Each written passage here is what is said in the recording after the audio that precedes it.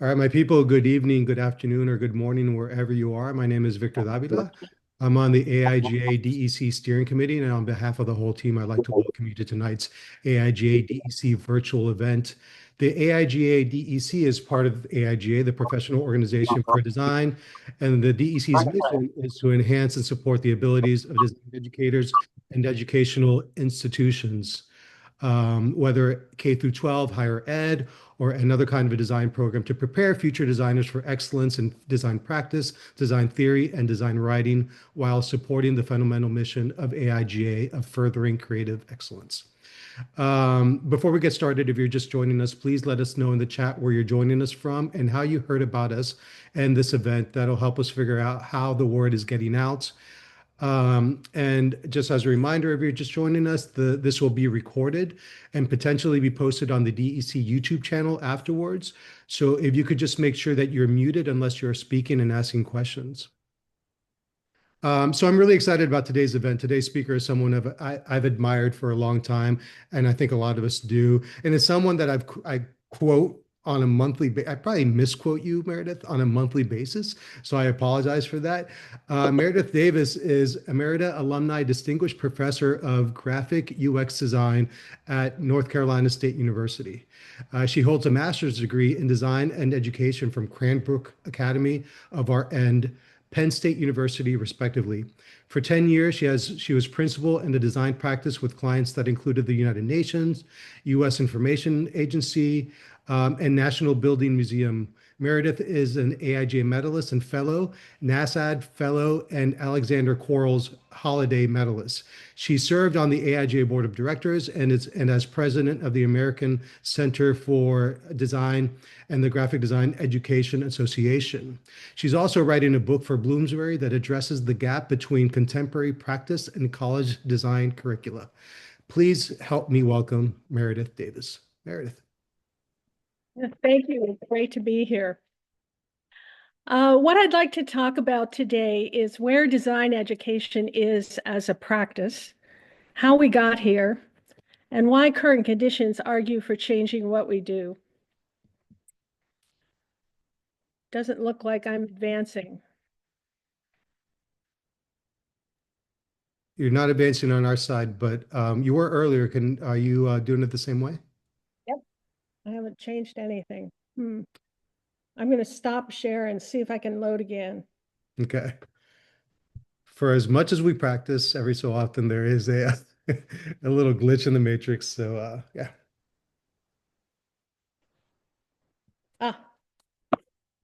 Is it working? Okay, great. Yes. I'll warn you that this conversation is not about new course outlines. I'll refer you to a special issue of Shiji on the future of design education if you're interested in international opinion on specific coursework we should teach.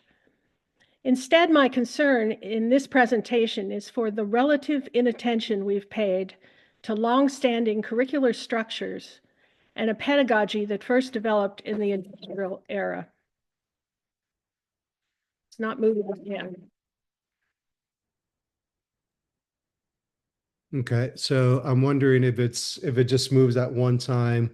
Instead of doing a Command L for the whole screen, I wonder if we can just like enlarge the PDF on the screen and then just go that way. Can you see this now?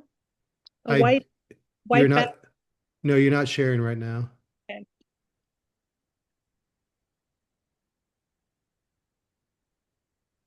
All right, let's see if I can.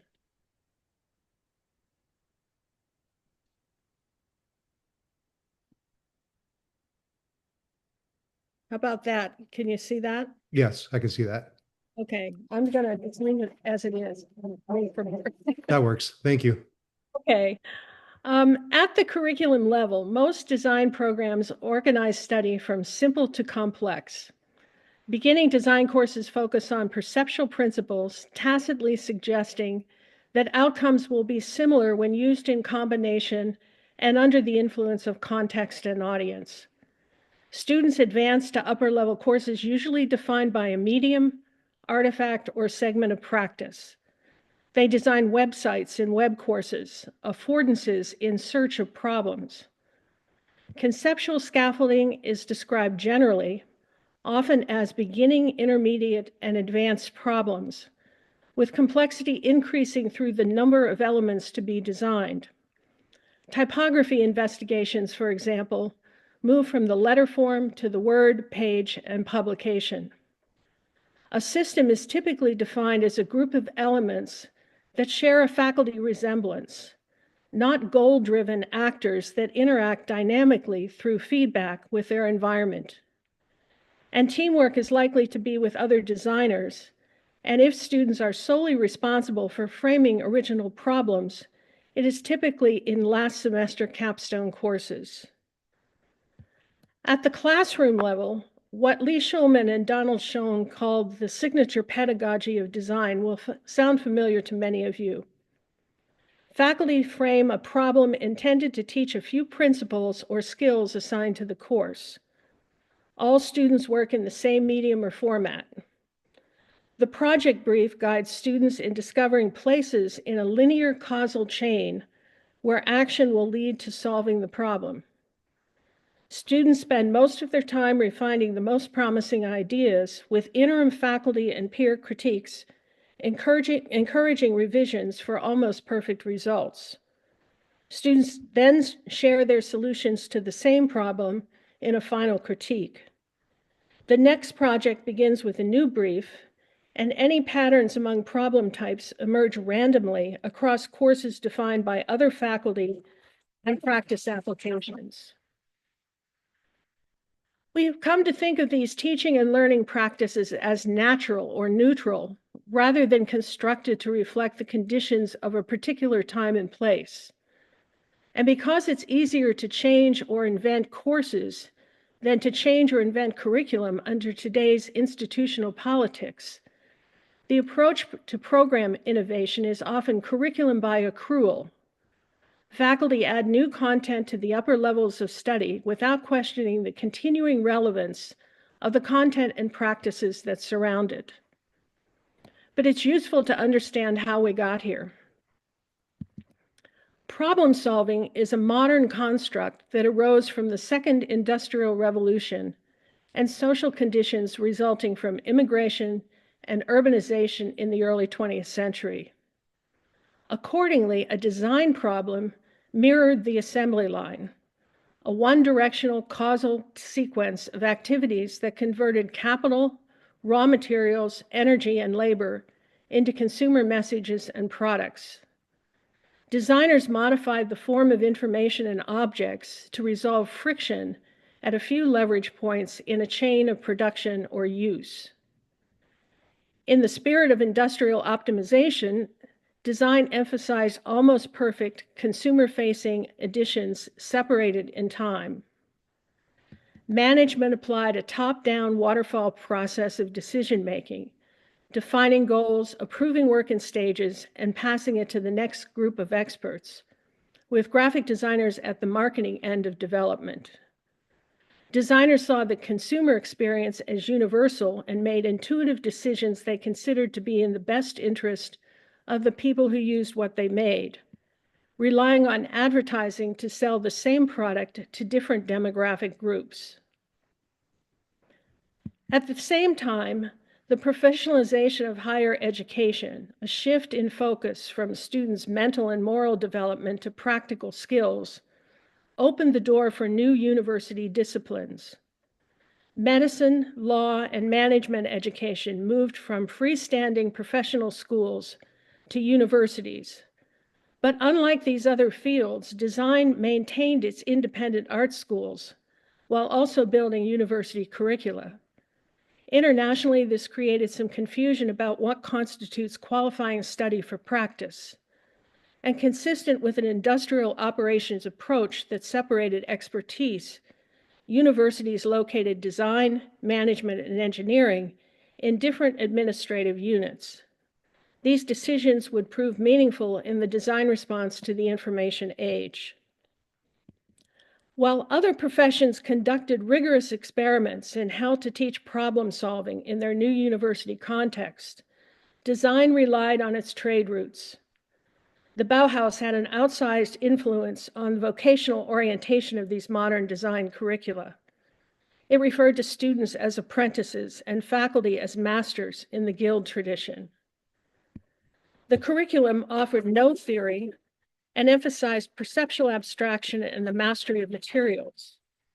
It defined upper division work by medium or artifact, with graphic design study growing out of a consumer or commercial print shop.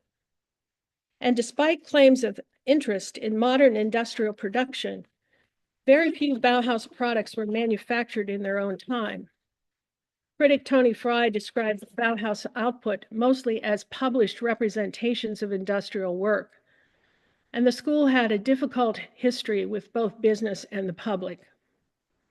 At the same time, the Bauhaus curriculum was easy to replicate and could be taught by existing fine art faculty. Through a few high-profile examples at Harvard, Yale, Black Mountain College, and IIT, the Bauhaus became the dominant model for American design education by the middle of the century. The presence of this vocational model, curriculum model, likely delayed the field's evolution in areas that normally distinguish professions from trades. The study of design methods didn't emerge until the 1960s. A comprehensive history of graphic design wasn't published until 1983 and followed a Western art historical canon. Computing entered the design field as a production tool, not as an information environment. As a result, new design programs and research in user experience, service design, data visualization, and transition design continue to develop in non-visual units of colleges and universities. New to master studies, design programs adopted the personal growth model of fine arts, rather than aim to qualify graduates for more specialized employment, teaching, or research. There were no doctoral programs until the 1990s, and there is still debate regarding the difference between practice-based and research-based PhDs. Indecision regarding the equivalency of artifacts with knowledge means that the standards applied to design faculty work often vary widely from those through which institutions evaluate and reward faculty in other fields. My point is that we can trace this persistent model of design education, as well as the strongly held personal identities associated with it, directly to the 20th century industrial expansion. And while we change the content of specific design courses to reflect today's challenges, sustainability, social equity, technological responsiveness, this basic structure and pedagogy imparts the professional assumptions and values of another time. A paradigm shift in design practice began with computing in the second half of the last century and deepened under the environmental and social concerns of this century. Among the trends about which there is little debate is that today's design challenges are more complex than those of the past. However, this complexity is not defined merely by the number of elements to be designed, but also by the variety, volatility, and velocity of change in the relationships among them. Work has shifted from designing discrete artifacts to designing systems and services that reside in complex causal networks, not in the simple causal chains of production and universal use. Internal and external relationships are dynamic and multidirectional in their effects. An intent is to bring about and manage change in these dynamic relationships that drives design today, to improve, sustain, engage, and make more just. Verbs, not nouns. Yet the shift from things to ways of being introduces a paradox that theorist Horace Riddle called wicked. Design is grounded on one hand by infinite makeability and the unlimited potential of the future, and on the other hand by emotional engagement aimed at overcoming social consequences. For example, research shows that 4-year-olds think Alexa is a nice lady who lives in another apartment. Acting on that notion, toy maker Mattel developed Aristotle, a device that answered questions, read stories, and calmed anxious children. But it had to cancel production when parents and psychologists argued that those were the things the parents should do, and corporations should not live in children's bedrooms. Today's goal is to bring forth new ways of being in the world, but those ways of being are subjective and must be negotiated through participatory methods. Therefore, framing problems, not just solving them, is an essential design skill today. Conditions are increasingly uncertain, and a design problem is understood through argument and inferential propositions regarding its nature. But for the most part, we aren't teaching problem framing. Students typically arrive at capstone courses having only solved faculty-framed problems and with ideas of things they want to make, rather than changes that others seek. Herb Simon's work offers some insights that we can apply to a more responsive classroom pedagogy. He described a design challenge as a set of observable conditions that make up a situation. A problem emerges through conjecture and inferences derivable under a premise regarding the nature of the relationships that make up that situation and the scale at which to take action. Simon argued this framing activity may also involve the search of multiple situations, a comparison of instances for concept attainment, and the discovery of principles. For example, Apple built its in-store service design on the model of concierge services in high-end hotels. The shared principle is triage, which guided the physical design of the store and service components, as well as customer interactions with Apple staff. Compare this to the supermarket service model of Best Buy, aisles of boxed products and queuing up at a cash register. Under Simon's work, the goal is a model of the situated problem that drives possible solutions.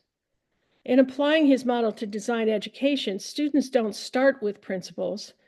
They derive them by studying a situation and comparing conceptions of how things work, not by designing solutions to a problem already narrowed by faculty. They test the adequacy of the models in explaining the situation and judge future design action against the principles or phenomena their analyses reveal.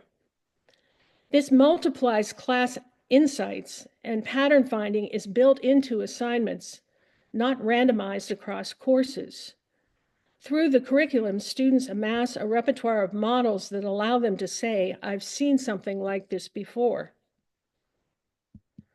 Artifacts can be designed through sketching. Designing at the systems level requires mapping and modeling because the relationships are too variable to manipulate entirely in the mind. Visual textual stories of actors, how they relate, and how events unfold, as well as the possible implications of setting problem boundaries in one place versus another. But despite this being an essential 21st century skill, modeling isn't the typical work of today's foundation courses, and it may not be taught at all. I'll refer you to some excellent examples by software service designer Hugh Dubberly, downloadable on his website, and a book by Novak and Gowan that is the basis of his work. Here is a 3-week mapping project that assigns a different object to each first semester student with a corresponding reserve shelf in the library. From a general template, students analyze the technological, cognitive, social, cultural, and physical relationships associated with the object and its use. In other words, they begin their study with complexity and a concept that Heidegger called totality of involvements. From the washing machine, this student in Kermit Bailey's class discovered the environmental consequences of phosphate use, gendered objects in Marshall McLuhan's writing on Mechanical Brides, and how electricity that allowed women to wash at any time of the day drove a greater consumption of fashion. Students build subsequent projects from their maps, for example, how to describe an experience, or how to understand social evolution through the lens of technological change. And mapping continues as an analytical strategy across the 4 years of study. I'm sorry, this is the student's washing machine example. Today, imagining future conditions isn't enough. Designers must also project how change happens under increasingly uncertain futures. Stuart Brand, author of The Clock of the Long Now, described the functional layers of a healthy society which absorb the stress of change across time. The historical locus of design was the fast-changing, consumer-facing fashion layer, which Brand described as free to act as irresponsibly as society could bear.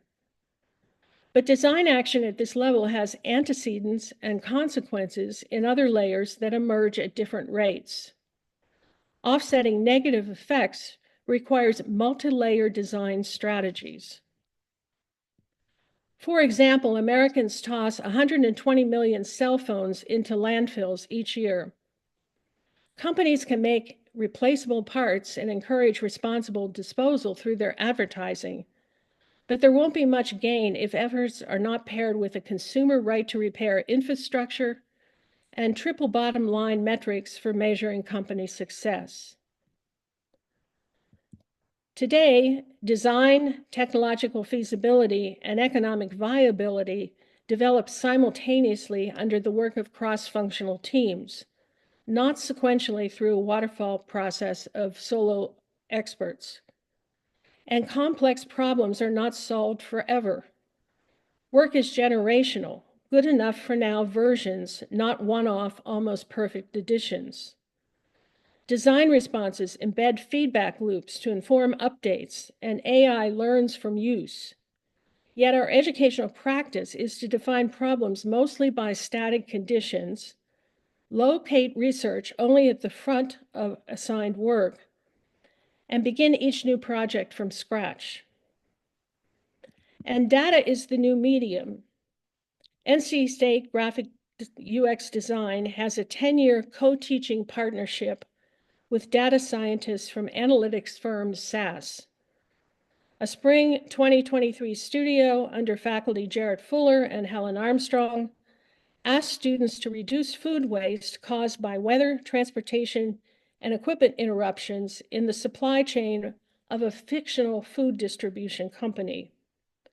Their visualization used network hardware and software, sensor technology in company equipment, farms, and produce, public databases and AI predictions of evolving weather and transportation conditions, digital twins and interactive mapping simulations, and AI rankings of conflict in response scenarios.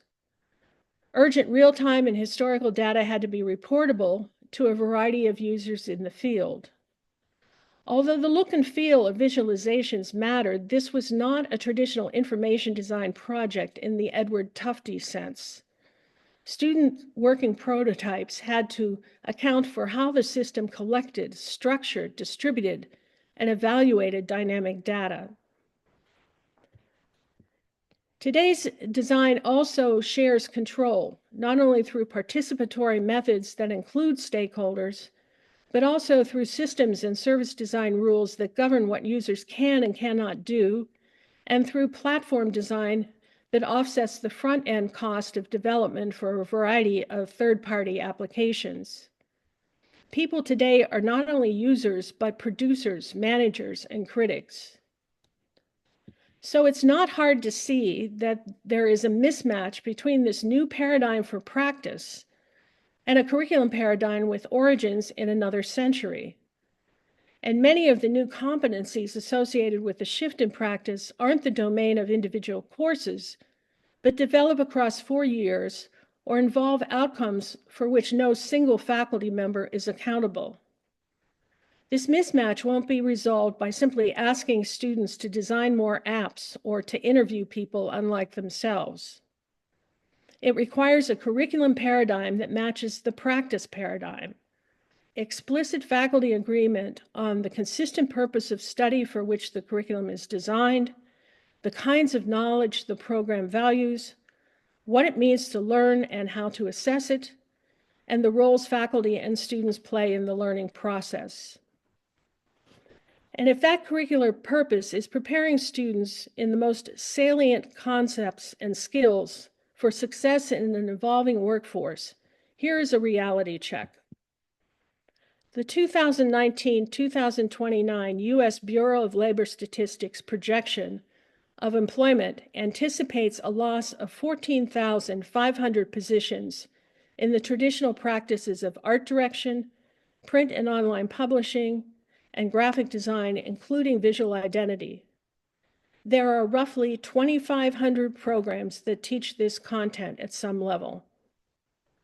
By contrast, the Bureau expects the creative aspects of web and software design to add 330,400 new positions in the same time period, in some cases under average salaries more than twice those of traditional practices. These employment projections directly parallel Richard Buchanan's 1992 articulation of the historical orders of design practice on the right. And I can tell you from my consultation work, consumerist students are already migrating to majors that reflect these higher levels of order. Further, alternative credential programs like General Assembly now offer cheaper, faster, more flexible options to degree study under traditional and increasingly non-traditional student audiences. Statistics show students in these programs already hold a bachelor's degree and seek a change of career or job placement through upskilling. In some cases, evidence that their undergraduate design education in preparing them for employment. Although research questions the actual value of these programs in achieving important career outcomes, government encourages them, and they represent serious competition for master's study in a field that can't agree on the purposes of advanced study. Paired with 15% decline in the college-age population, recent challenges for international students, and expansion in where design is taught in universities, design programs that can't change face an enrollment cliff from which they may not recover. I'll end with 10 design principles that the Future of Design Education initiative developed, and a plea that what our times call for is curricular experimentation that better matches these principles. This won't be easy, and it requires the kind of rigorous study that other professions have undertaken across their history. But the DEC has an opportunity to lead this effort. I believe that Victor is going to include these in a chat somewhere. These are some URLs that will connect you to some of this work that's talking about the future of design education, and you may want to study that in greater depth. The AIGA special issue, for example, had 700 volunteers and 120 writers from 22 countries around the world. So we got a lot of feedback in that about the specific information for discrete courses. And some of what I've described today will be in greater depth in a visible language issue.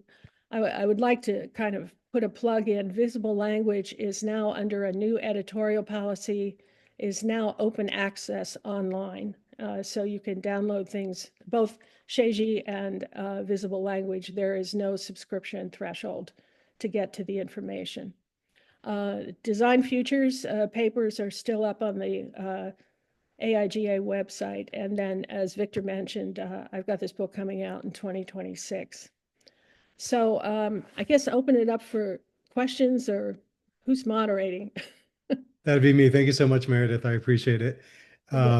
So if you could, we have some time for some questions. So if you could go ahead, if you want to ask your question, if you can go ahead and raise your virtual hand that you will find down in the bottom navigation. I think it'll be underneath the React. I think if you click on the little hearts at the bottom, it says to raise hand on Zoom. So if anybody has any questions, we'll go ahead and start with Alberto. Take us away. Hi, Meredith. So uh, I teach in smaller markets, right? And I'm wondering, and I put the question in the chat, if you've given any specific thought on how to retrain educators themselves. Like I still face situations where I go into programs and I get cited the Bauhaus as the way to do it. I get cited the very traditional methods that every specific faculty member was trained in, and it's a hard time to have educators re-question and reflect on what it means to teach and how those methods need to be changed, right? And I wouldn't argue that everything that you said is not a key, right? We need to rethink how we address students, but I'm wondering, and maybe it's not you, but maybe you know somebody like who's rethinking at the educator level, because I know it's always risky to go to somebody and say, you know, this can be different, because then you may sound arrogant or out of place. But how can we address that? Or what thought do you think on that?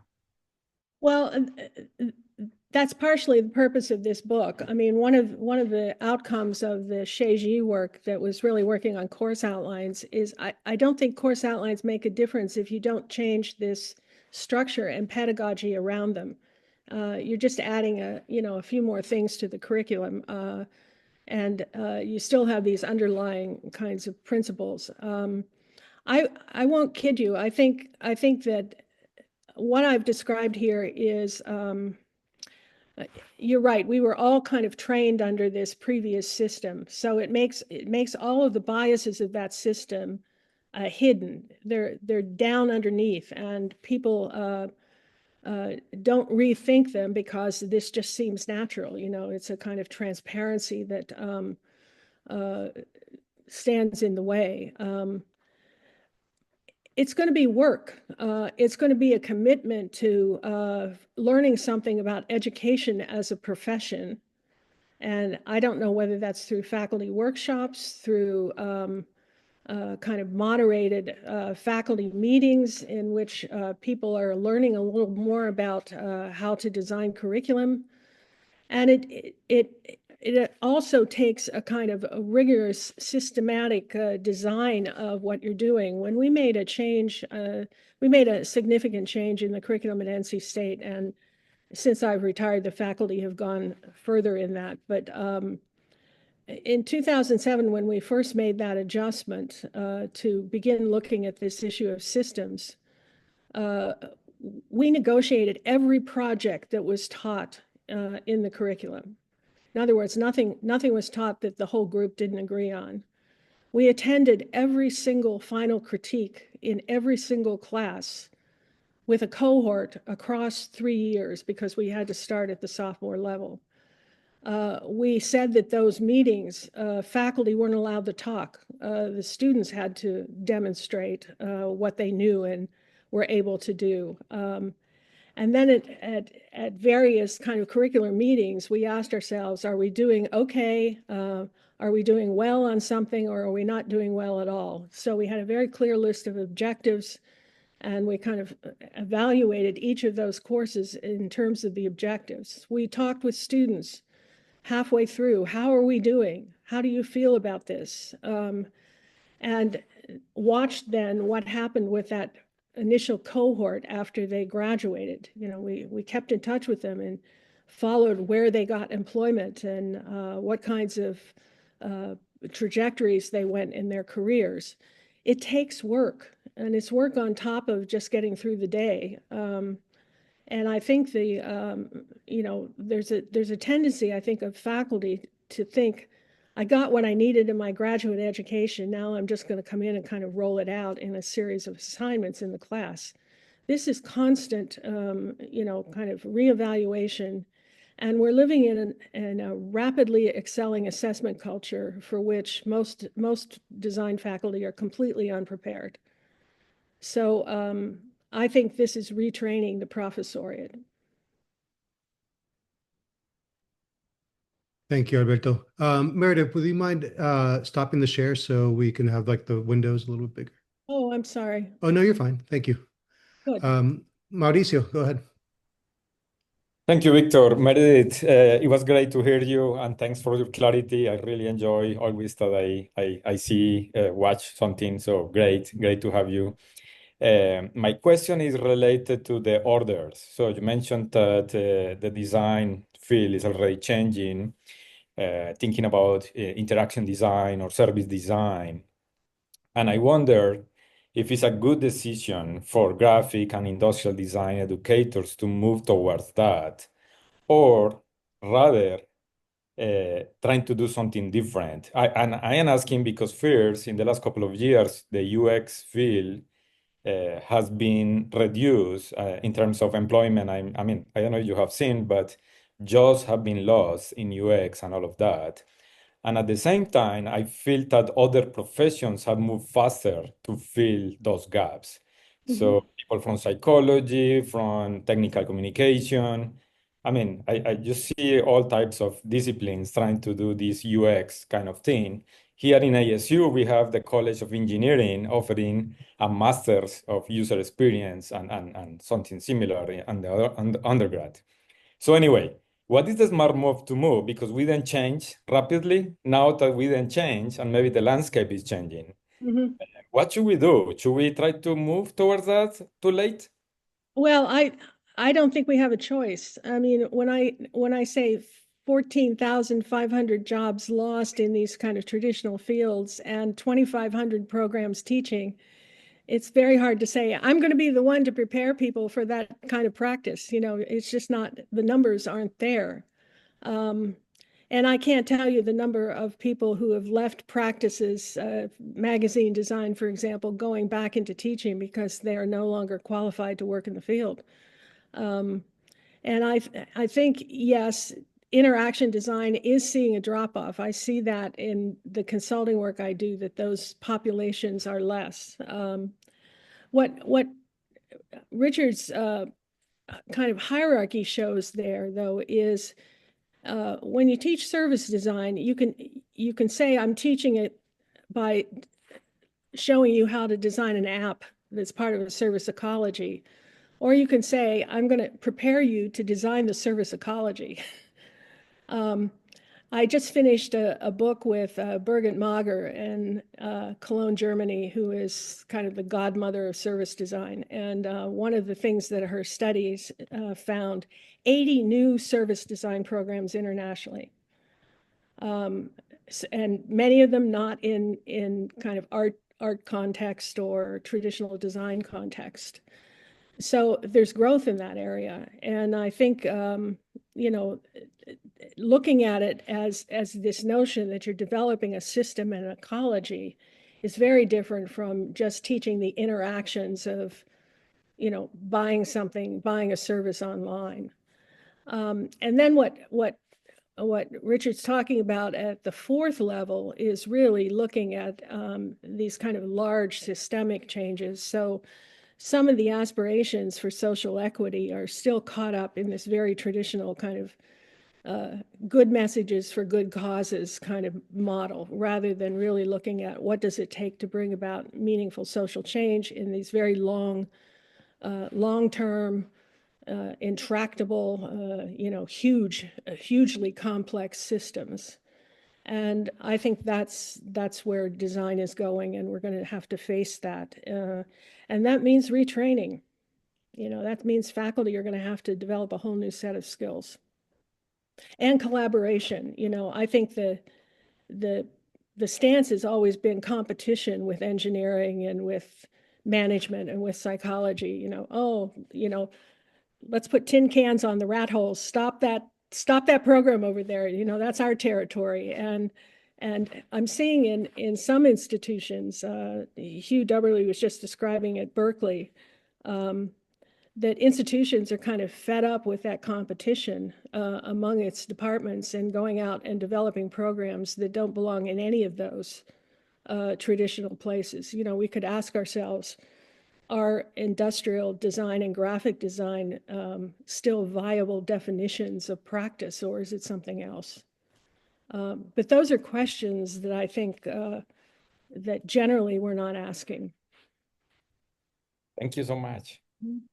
Thank you, Mauricio. There are a couple questions on the chat, Meredith, and I'll just kind of go through it really quickly. Rebecca asks, if the slide deck could be available? Yeah, you've got it. So whatever just know that I don't own the rights to any of those images, so I would prefer that they not show up on commercial networks. Copyright issues involved there, that let's keep it in an educational network. Okay. So perhaps maybe I can just share it in the chat here, and whoever's actually attended could be able to download it. I'll share that in a second. Thank you, Rebecca, for your question. Vinicius, But I just say sure. script with, if it's queued to the slides, there's numbers in the script. So if you want to attach the two things, that's fine. Okay, I'll do that. Vinicius is asking, what are accreditation agencies doing to help institutions support the changing landscape of design education and practice? Well, we negotiated in a partnership between NASAD and AIGA a number of years ago. We negotiated the standards that are currently present in NASAD, and it was a bit of a breakthrough in that we were able to separate design standards from fine arts standards. So there are some general standards that refer to all design disciplines, and then there are standards that are specific to what they now call communication design, which is where graphic design used to be. Those have been in place for quite a while. I'm in constant conversation with Karen Moynihan, who is the executive director of NASAD, and she fully understands what's going on in the field. And we've shared an awful lot of kind of reading material. And I would not be surprised if they call the question at some point about revision of those standards and what that means.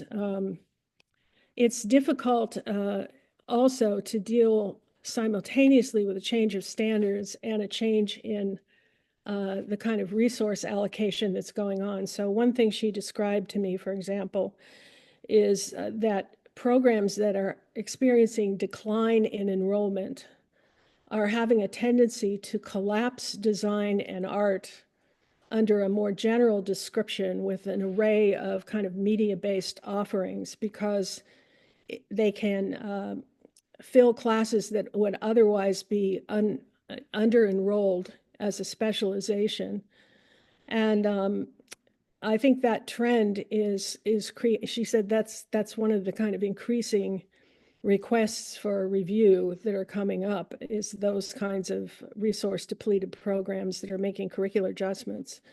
I think that's something that the field needs to kind of weigh in on. It's not that a general education in art and design is not something schools should be doing, but students need to understand the link between that and employment.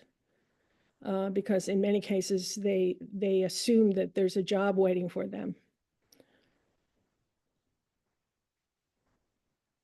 Thank you for your question, Vinicius. And if you have a follow-up question, Vinicius, or anybody else, feel free to put your virtual hand up and we can talk about it. Jen Stucker asks, I've always struggled with the language of graphic design when the work embodies so much more. What language term do you advocate for the discipline?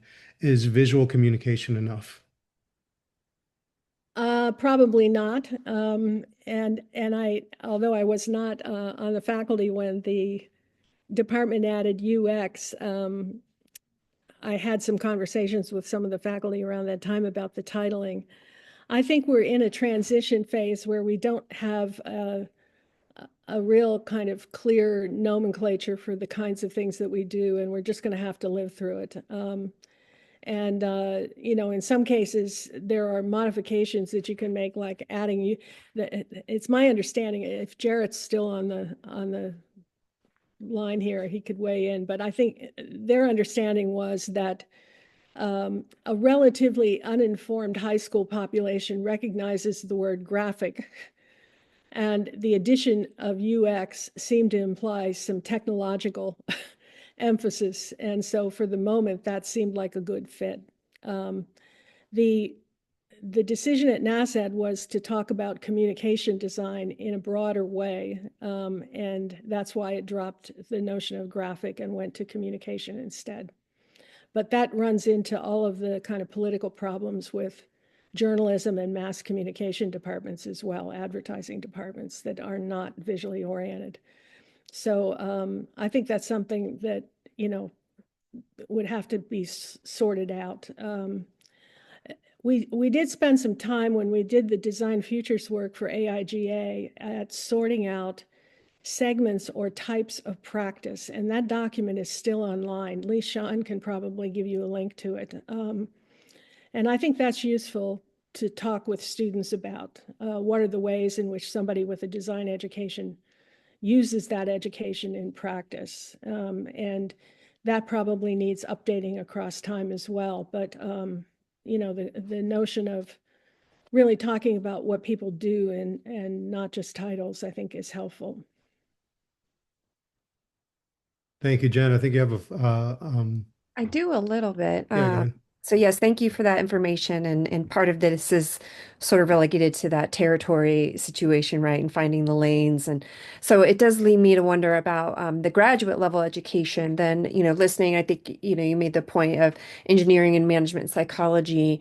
Because you have connections with NASED, would there be any loosening up of like coursework that would allow for those spaces? Because I know we just recently developed an MDes, and we were fortunately able to put a couple of elective courses that were encouraging those other areas, but we're still bound by quite a bit of studio hours, things of that nature that, getting access to psychology or engineering courses are challenging. How could we broker more openness, I guess, with them?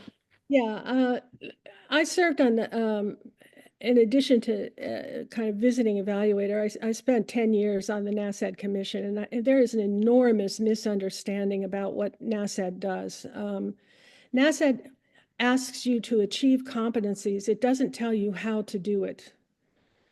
And so what it asks for is for you to demonstrate a connection between your plan and that achievement. So there is enormous flexibility in how you go about that. And if by credit count, if there's not quite enough studio courses in there, then you simply explain to them what you're trying to do. There is no, if you read the standards, there is no specification that you have to have a course in this or that. And I think that, accreditation establishes the floor, not the ceiling. And what a relationship with an accreditor can be is to demonstrate to the membership what that ceiling might look like, as well as the floor that is required by standards, just to make sure that students have the bare minimum. But if you look closely at those descriptions of standards, there's no, I have to teach X, Y, or Z. I've seen an interesting model in one of the consultations I did was in Mexico City. And they have a kind of interesting experiment going on that I'd like to kind of follow up on after initially hearing about it. In the first year, the students take general education courses. In the second year, the people that they studied under those courses co-teach with a design faculty member in a studio. In the third year, they begin to specialize. And so they move from, being a kind of general design student to being a graphic design student, if that's the title. And then highly specialized again at the upper level, but also interdisciplinary work at the upper level. So it's the kind of Alfred North Whitehead notion of the hourglass. He described the beginning of education as romance, that you've got to kind of address the big general ideas that students have. The middle is pinching in at precision. You teach the specifics of the discipline. And then you go wide again and you look at what's generalizable from the discipline to other fields.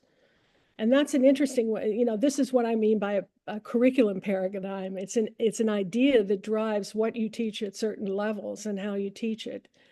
And I don't think we're having those kinds of conversations. We're having this kind of additive thing going on where we just say, oh, social equity, we have to teach that somewhere. So go make a social equity course and bring it back. we're not looking at that kind of what do you teach where and what's driving the kind of scaffolding of things. But I would argue, one of the great advantages of American schools is our students have general education. That's not the case in Europe. And so, I think we need to take better care of what that means.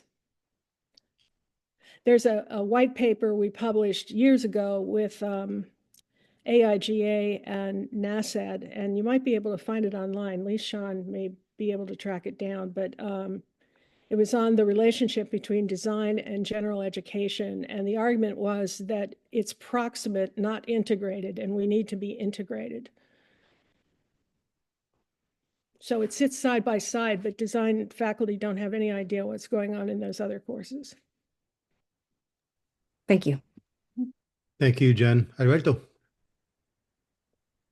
I already went, and there was a question in the chat, so I'll leave space for them. Okay, thank you. Mauricio asks, as we move to train in third and fourth order design and consider viability and feasibility in addition to desirability, should we also move design programs from arts to business or engineering colleges? Well, there's a difference between what you teach and where you're administratively located. And I think that there are opportunities to build those relationships. And, oftentimes what I see is that those relationships aren't carefully negotiated. So I sit on the advisory board of a number of institutions, and a good example is that graphic design faculty have moved into the research and teaching of visualization in engineering programs and in the kind of research units in the university that might be cross-disciplinary. But they do it as a service.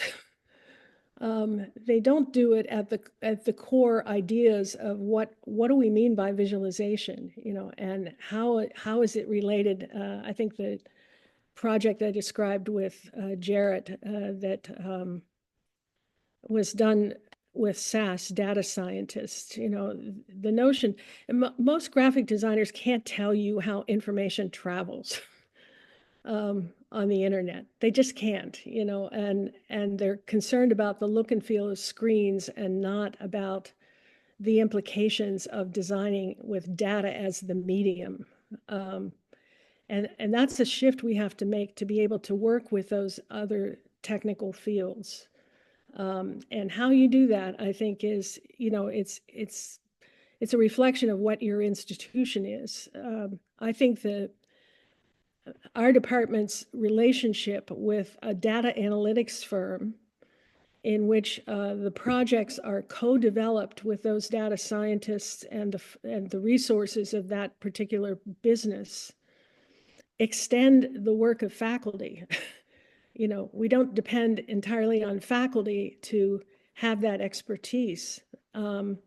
And at the same time, we're not giving them a deliverable that they bill for. It's not about, picking up the slack of the company. We've done that remotely. We taught a class with T-Mobile design in Seattle from Raleigh with T-Mobile. And my goodness, they had to get up at 7 a.m., to teach the class. They were champions at it, but that collaboration allowed us to extend the expertise of the faculty into the areas where the faculty hadn't been trained. And so I think you've got to look at ways to kind of build that capability out in the interim while we work harder at the master's level to develop faculty who can actually support that kind of work. Thank you. Kurt has a question. Accreditation establishing the floor, not the ceiling, is a great reminder. On the other hand, what are folks to do when the ceiling is dropping? I'm not thinking of the usual, quote, do more with less, unquote, push, but now the push for bachelor's degrees of 90 to 96 credits instead of 120 to 128 credits. Hopefully I did your question justice, Kurt. But you Yeah. can mute yourself too, Kurt, if I didn't get it. But go ahead, Meredith. I'm not sure that the number of credits matters. I think it's how you teach it. For one thing, we underestimate how much students can handle. Why they should push around black squares for a year is absolutely beyond me. They're capable of so much more than that. They can handle all kinds of demanding questions on top of that notion of compositional arrangement. But yet we kind of put up with 2D and 3D courses where they're, completely decontextualized from any world that might provide anchors for deciding what is good and not good. We have a tendency, I think, to think everything is 16 weeks, and so many hours a week, that we have to have a course for every subject matter. And this goes to the issue of a kind of smart design in the curriculum that allows students to explore within, some boundaries.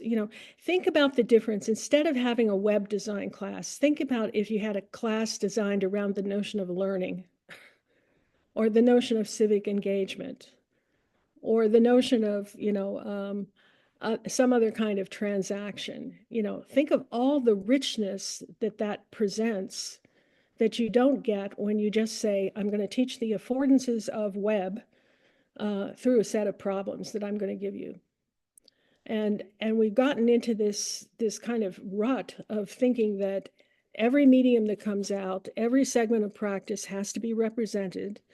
And I just don't think that's the case. They can be immersed in the kind of inquiry that is rich in terms of all the implications. And when I go to places where, when I do evaluations that include looking at student work, they're designing the same problem over and over and over again. The scale doesn't shift, the subject matter, the content they're pushing around shifts, but the kind of issues and scale of what I see doesn't change much. And so, except that you add more things to design, think about the difference. I can't tell you how many times I've seen the last typography assignment be an online magazine and figuring out all the parts of the magazine. Think how different it is if you ask that student to design an annotation system for users of editorial content. That's complexity. It's not about, oh, now we have folios and headlines to worry about. It's beginning to say, okay, there's some richness to this application of annotation. Who's annotating? What's the relationship between the person that wrote the article and the people annotating? Kevin Kelly says that the value of text today is in its ability to be shared, annotated, filtered, reconfigured.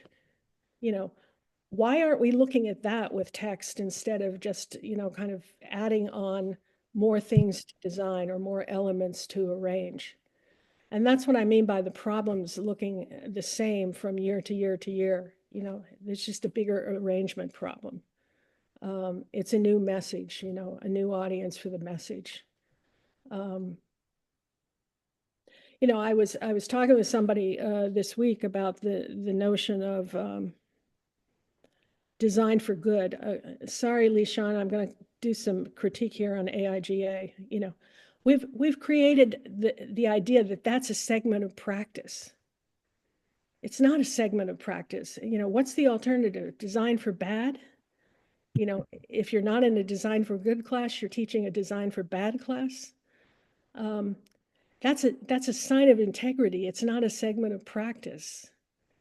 And so, by carving out everything as a course or as a unit of study, we're complicating things in ways they don't need to be complicated. And the students, I think, lose the holistic view of what design can actually do.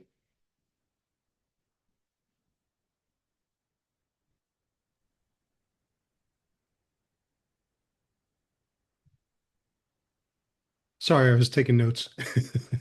I was writing it down. My bad. All right, my people, we are right at the hour, so I think we're going to have to call it there. But thank you so much.